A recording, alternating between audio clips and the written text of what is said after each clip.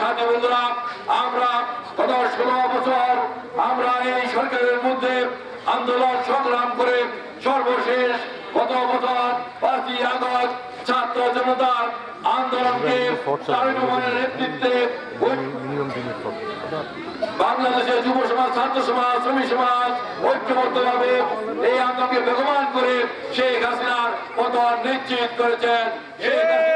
শেখ হাসিনার মন্ত্রী, শেখ হাসিনা এমপিরা চোরের মতো বিদেশে পালিয়ে ভারতে পালিয়ে গিয়েছেন। ভারতে পালিয়ে গিয়ে ক্ষান্ত হননি।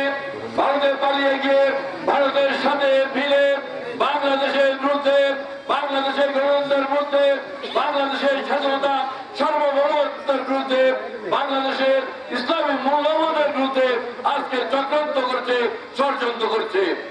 আপনারা মিডিয়া খুললে দেখবেন ভারতে প্রচার হচ্ছে বাংলাদেশে যে কোনো সময় দাঙ্গা হবে, বাংলাদেশে হিন্দুদের বাড়ি ভাঙা হচ্ছে, হিন্দুদের জমি দখল করা হচ্ছে, মন্দির ভাঙা হচ্ছে, এগুলো প্রচার করছে একটি চক্রান্ত ষড়যন্ত্রমূলক ভাবে বাংলাদেশের জন্য দাঙ্গা লাগে।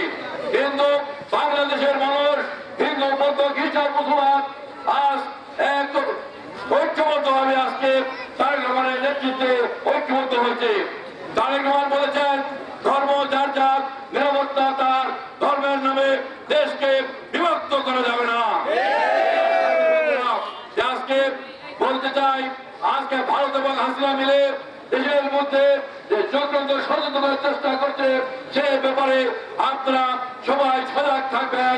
ইনশাআল্লাহ আগামী দিনে তারেক রহমানের নেতৃত্বে বাংলাদেশে গণতন্ত্র প্রতিষ্ঠা হবে, বাংলাদেশে সরকার প্রতিষ্ঠা হবে, বাংলাদেশ এগিয়ে যাবে, বাংলাদেশ এই পৃথিবীর বুকে তারেক রহমানের নেতৃত্বে হয়ে দাঁড়িয়ে যাবে। এই কথা বলে সবাইকে সংগ্রামী অভিনন্দন জানিয়ে আমি আমার বক্তব্য শেষ করছি। সুমন, রিফন সহ অনেকে অবদান রেখেছেন, তাদের সকলকে আমরা ধন্যবাদ জানাই। ভাই সামনে কেউ দেন না।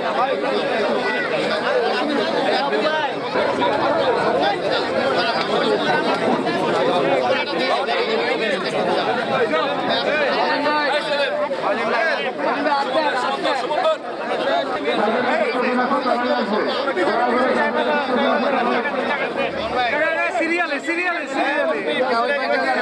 সিরিয়ালে যান।